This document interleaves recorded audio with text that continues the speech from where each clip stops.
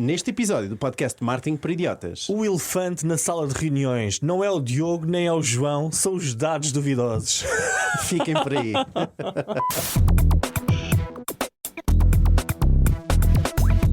Marketing por Idiotas. Olá a todos, sejam muito bem-vindos a mais um episódio do podcast Marketing por Idiotas. Esta semana estamos acompanhados com o João Vitória. Olá, olá. E também com o Miguel Ronviera, que já ouviram a voz. Pessoal. O meu nome é Diogo Abrantes da Silva, como já sabem, estamos aqui todas as semanas com notícias, com temas sobre inteligência artificial, marketing digital, marketing no geral, social media, falamos de tudo um pouco, na verdade, não é? Yeah. Tecnologia, enfim. De relembrar que podem sempre subscrever o podcast, não se esqueçam, e também nos darem uma avaliação. Portanto, se estão no Spotify ou no Apple Podcasts, não se esqueçam, a avaliação ajuda-nos imenso. Mas sem mais demoras, em menos de um minuto. Miguel, que tema nos trazes hoje? Bem, em menos de um minuto não sei se consigo, mas Não, em menos de um minuto esta introdução. hoje Agora nós vamos vimos ao tema. falar sobre um elefante que está presente em todas as salas de reuniões, pelo menos que eu tenho apanhado bastante agora em clientes e tudo, que são os dados duvidosos, ok? Onde é que andas a comprar esses dados? Confesso que esta ideia do elefante na sala de reuniões foi de um anúncio que eu vi da Funnel. Há uma empresa que faz análise de dados e não sei o que, eles lançaram esta campanha agora, que é o elefante na sala, que é o que é que acontece? Epá, é aquelas reuniões em que nós estamos e alguém está a apresentar um PowerPoint com dados e tal, epá, e fica assim toda a gente a olhar assim com um olhar meio desconfiado, tipo, pá, isto está certo, os dados são mesmo ou não são mesmo, ok? O que acontece? Nós estamos a entrar numa era espetacular em que nós basicamente podemos ligar o nosso ChatGPT ou Claude ou LLM que estejamos a usar a uma fonte de dados como o Google Analytics, Google Ads, Meta Ads e de repente, pá, parece que se abre um mundo inteiro. Nós podemos chegar lá e dizer, olha, explica-me aqui sobre esta campanha, porque é que eu estou a perder performance, e ele começa a fazer as ligações todas entre várias coisas, está ali a fazer uma pesquisa e consegue entregar-nos ali alguns motivos pelos quais as coisas estão a acontecer, fazer relatórios, dashboards, essas cenas todas, ok? Agora, o que é que acontece? Nós podemos estar aqui a entrar numa fase também em que as coisas começam a ter telhados de vidro e que pode ser destruído num segundo por uma pessoa mais atenta. Mas eu já vou explicar, eu primeiro vou usar o meu tempo de antena para contar a minha história com dados, ok? Então pronto, eu comecei no ano 2000 como um jovem programador. Ai, Jesus. Bonito, tinha cabelo, era muito confiante em relação ao futuro. Eu acredito em zero dessas coisas todas, principalmente do cabelo. No cabelo, tinha cabelo. Eu no ano 2000, eu vou trazer Por acaso, acho que quando fotografias. te conheci já não tinhas cabelo. E não, porque eu já rapava, porque já tinha entradas, mas eu tinha cabelo. Ok. Era uma escolha na Eu altura. conheci-te em quê? Em 2010? 2006? Em 2006, pá. 2006. Sim. Desculpa. Eu Vai, no ano continua. 2000 ainda tinha cabelo e tenho fotografias que o comprovam, hein? Posso trazer. Isso foi o ChatGPT. Mas pronto, olha, eu nessa altura eu trabalhei na primeira loja de e-commerce em Portugal, não sei se sabias. E-commerce e TV Shopping, ok? Que era a Giganetstore.com e a Gigashopping TV.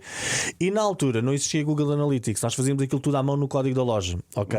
Sempre que uma pessoa entrava na loja online, nós registávamos na base de dados, clicava num botão para adicionar carrinho, etc. Tudo era registado no código. Era o código que enviava para o nosso SQL.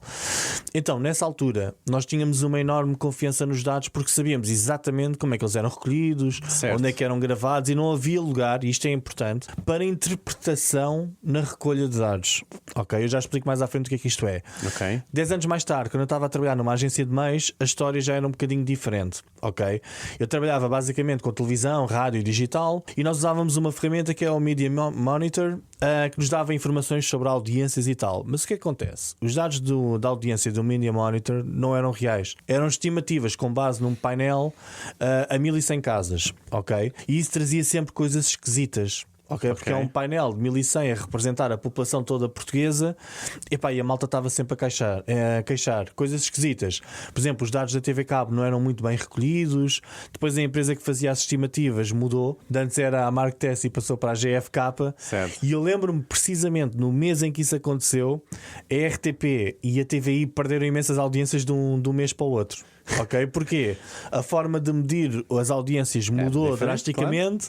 E perderam. Bem, houve queixas, houve tudo e mais alguma coisa, porque o preço da publicidade estava indexado à audiência, por isso foi normal. E a RTP e a TVI perderam muito valor em publicidade nessa altura. Ok? Então pronto, grande cena, etc. Mas quando apareceu o marketing digital e o Google, que foi mais ou menos 2010, começou assim a entrar mais a fundo, ok? esses problemas que pareciam ter começado todos a ficar ultrapassados, ok? Mas a verdade é que quando nós comparamos dados vindos do Google Analytics com dados do Google Ads e com dados do Meta Ads, começa aqui toda a gente a torcer um bocadinho o nariz. Certo. Porque aquilo nunca dá exatamente a mesma coisa. É quase virtualmente impossível conseguir ter ao número exato os mesmos dados. Ok? Sim.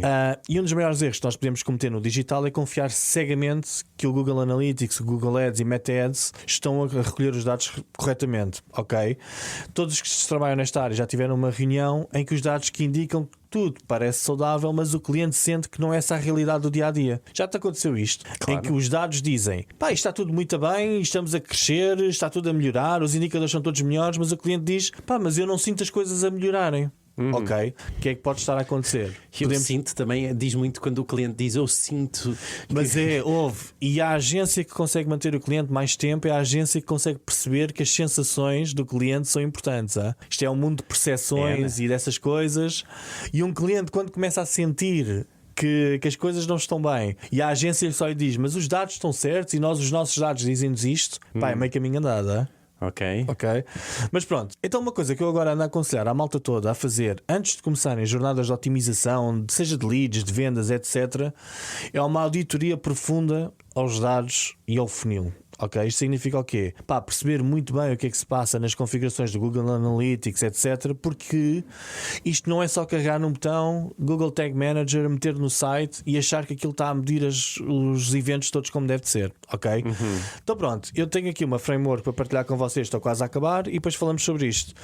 Uma framework com 5 pontos. Ok? Basicamente, qualquer jornada de otimização deve começar por definirmos muito bem os objetivos e os KPIs que realmente são necessários para medir o negócio. Por exemplo, se estamos numa loja de e-commerce, o número de sessões, adições ao carrinho, checkouts iniciados, compras, devo estar aqui a falhar umas quantas KPIs, mas basicamente isto. Se é para a angariação de leads, ok, visitas ao site, quantos é que converteram em lead ou não, quantos é que saíram, blá blá blá, etc. Ok? Depois, segundo ponto é rever profundamente a configuração base do Google Analytics 4, neste caso, data streams, acessos, as tags e tal. Nós às vezes acreditamos que aquilo está tudo bem montado e não está bem montado. Eu tive agora um caso em que tínhamos aqui uma falha enorme em algumas coisas, que é o ponto a seguir, que é auditar os eventos e as conversões. Porquê? Muitas vezes tu tens coisas a disparar que não deviam estar a disparar naqueles momentos. Por exemplo, uma adição ao carrinho que pode estar a disparar 2 vezes porque foram adicionados 2 produtos a um produto que era um bundle. Ok? E tu de repente começas a tentar analisar a qualidade do teu tráfego, olhas para aquilo e dizes: pá, o benchmark internacional nesta categoria diz-me que eu devia andar nos, estou a inventar, 10%. E de repente tu achas que estás bem porque estás nos 15%, mas na realidade estás a disparar eventos a mais. Pode acontecer, ok? E isto é uma daquelas cenas que, ao acontecer, pode destruir-te aqui uma estratégia completamente. Porquê? Começas a tomar decisões com base em dados errados e a tentar otimizar as coisas erradas. Certo. Ok? Outra coisa importante é comparar os dados do Google Analytics com outras fontes, com o CRM, com os ads, etc. Muitas vezes o cliente consegue ter uma percepção muito certeira de quantas vendas é que eu fiz, é as faturas que eu fiz, isto deste lado está certo. Mas o Google Analytics pode estar a disparar vendas que vêm de um sítio, atribui ao sítio errado, atribui a paid media, atribui a SEO, etc. Convém nós tentarmos perceber aqui isto e não confiarmos cegamente nas coisas. E finalmente é fazer aquilo que eu digo no passo final, que é documentar os problemas e criar um plano de ação, que é, ok, andámos a analisar exaustivamente 3 meses de dados. Com estes 3 meses de dados, o que é que nós aprendemos sobre isto? Onde é que estão a acontecer os problemas, etc. Fazer uma auditoria aos eventos e tal, para percebermos o que é que poderá estar a ser bem feito ou menos bem feito, para encontrarmos problemas, para aí sim avançarmos para os passos seguintes, que são, bora lá tomar decisões estratégicas para percebermos em cada ponto do funil o que é que está a acontecer, onde é que estão os entraves e as entropias. Ok? Porque às vezes tomamos decisões com base em dados errados, KPIs errados, percentagens erradas, e começamos a tomar decisões, seja a nível de user experience, seja a nível de oferta, seja a nível de várias coisas que nos induzem em erro. Ok? Então pronto, as minhas perguntas para vocês é se já passaram por dificuldades com os dados, têm histórias para contar, etc. E o que é que aconselham aqui a malta a fazerem para melhorarem a qualidade dos dados e tomarem melhores decisões. Posso ir primeiro, João? Por favor. Então, de dizer primeiro, antes de tudo, Miguel, muito obrigado por trazeres o Web Analytics como tema, porque É o teu tema, pá, isto brilha, Diogo, lança-te. Mas de dizer também que eu acho que é importante sabermos disto, que é o impacto hoje em dia, seja dos cookie banners, que quando as pessoas não dão permissão, o Google Analytics não deverá disparar. Por exemplo, mas tu podes medir quantas vezes é que o cookie banner não foi aceito, claro, para tentares ter uma ideia, mas isso tem de ser medido. Exatamente. E a malta às vezes esquece dessas coisas. E também podem ter, portanto, isso é um bom ponto, não é? Que é medir essa e tentarem reformular ou estimar o que é que seria mediante aquilo que foi perdido. Ainda a semana passada estive a trabalhar com uma loja online e estava a não medir 50% dos utilizadores, porque 50% dos utilizadores estavam a rejeitar o banner de cookies. A mim aconteceu-me, os carrinhos estavam a contar a dobrar. Já percebi. E isso é catastrófico. Tu acreditas na qualidade do tráfego e de repente estás ali. Não eram os carrinhos, desculpa, eram os begin checkouts. Sim. A contar a dobrar. Sim, o ponto é este, que é, primeiro, existem várias formas de fazer medição. Por exemplo, no caso de plataformas de anúncio, não é? Vocês podem enviar informação à plataforma de anúncio sem usar a informação do utilizador e completamente anónimo. Ou seja, vocês conseguem enviar essa informação independentemente do utilizador tenha aceito ou não cookies. E isso vai ajudar tremendamente o algoritmo daquele sistema de advertising a melhorar as suas campanhas, porque lhe vai-lhe dar informação que caso contrário não teria. Portanto, explorem tudo o que sejam conversões offline, conversões por API também. Isso vai ajudar imenso as vossas campanhas e a vossa publicidade. Depois, saber que estes sistemas falham, tá bem? E saber que ou o JavaScript foi bloqueado e não carrega, ou o sistema simplesmente não carregou porque a conexão de internet estava má. Portanto, há N falhas que podem acontecer. Eu uso também uma ferramenta para lá do Analytics que aconselho sempre, que é open source, que se chama Matomo, ok? Em que vocês instalam a ferramenta de Analytics no vosso servidor, tá bem? Ela faz parte de vocês, portanto, da vossa empresa. Não é bloqueável, tá bom? Porque no fundo é código, vou dizê-lo assim, se bem configurado, pode não ser bloqueável. Não há adblocker no mundo que o possa bloquear se for bem configurado. E também não necessita de usar cookies para medir as ações dos utilizadores. Isso ajuda imenso.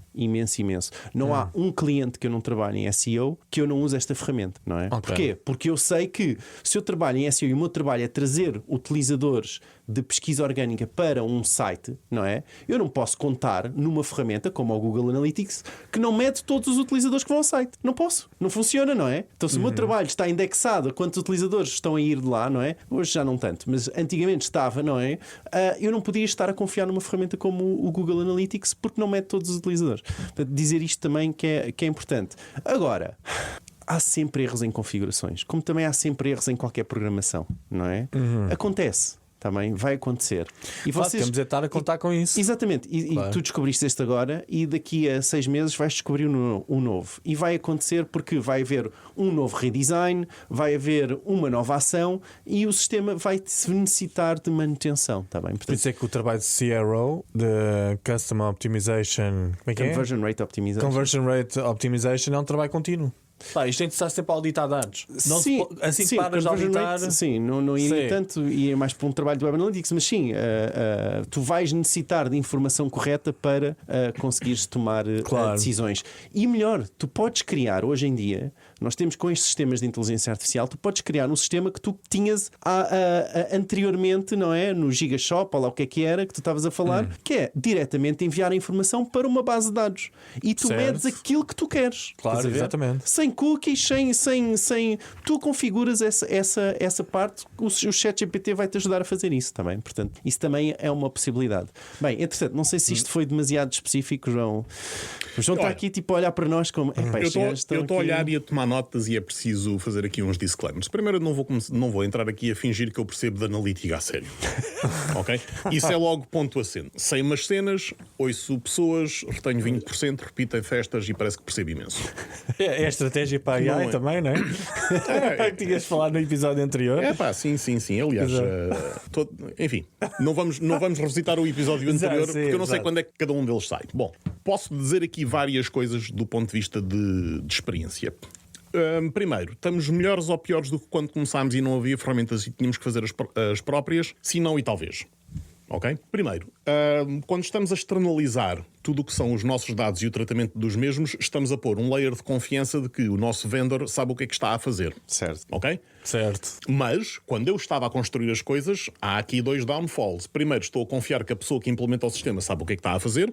Segundo, é mais custoso e mais moroso. A minha avaliação, e atenção, não sou técnico desta área, obviamente já tive imensas reuniões destas, em que tu descreves, em que provavelmente estão 20 pessoas e 21 não sabem do que é que estão a falar.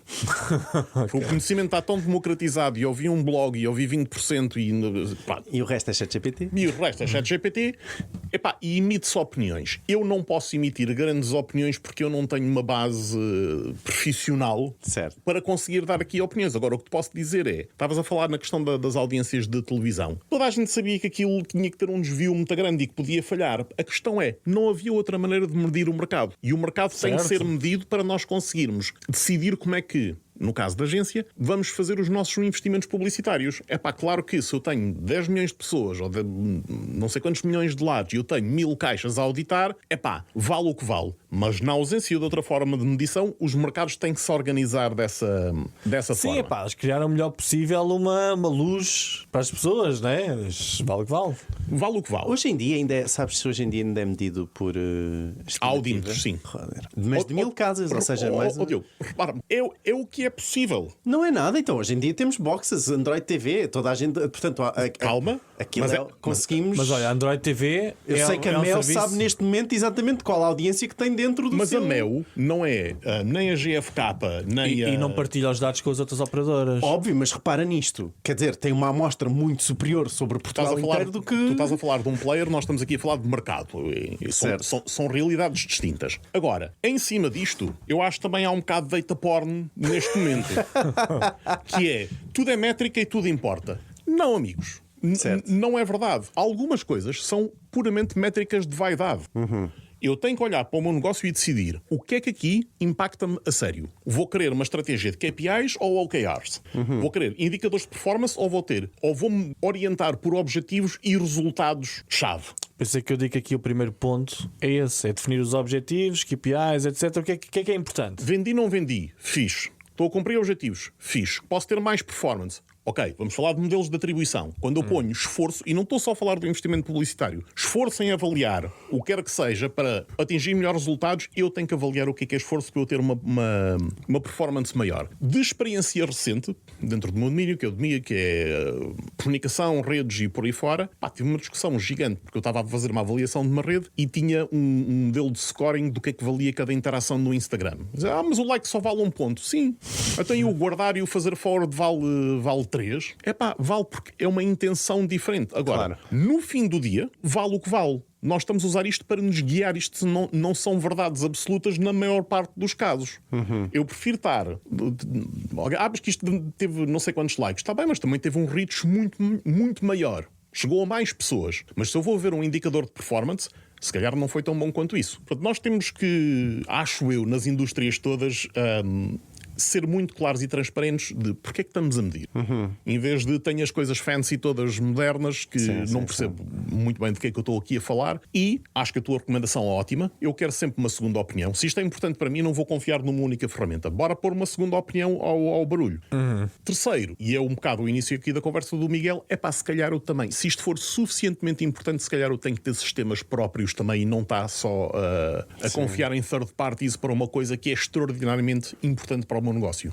Eu acho que hoje em dia também se está a meter pelo menos este problema, pelo menos vejo este problema a acontecer, que é os dados interpretados por inteligência artificial. Ou seja, que por vezes poderão alucinar, não é? E nós não sabemos onde é que o sistema está a alucinar se ele não for buscar dados específicos. Eu acho que parte do problema vem agora porque, por exemplo, nós usamos vendors. Ou seja, desculpa, deixa-me só dizer isto, que é, ou seja, vamos adicionar mais dúvida sobre os dados, não é? Porque a partir do momento em que a inteligência artificial falha uma vez, numa reunião, já foste. Meteste magia, porque eu não sei o que é que aconteceu. Alguém me assinou uma varinha, cenas aconteceram, como eu não sei explicar o que é que aconteceu na realidade, fica a dúvida para E há sempre. uma black box que está ali atrás. Por isso é que agora, a higiene dos dados é essencial. Eu acho que a higiene é essencial em Sim, exatamente. toda a linha. Eu gosto de pensar que sim, mas não é esse tipo de podcast. Mas pronto, mas eu gosto de pode pensar que a higiene é essencial. Dos dados, vital. Ok.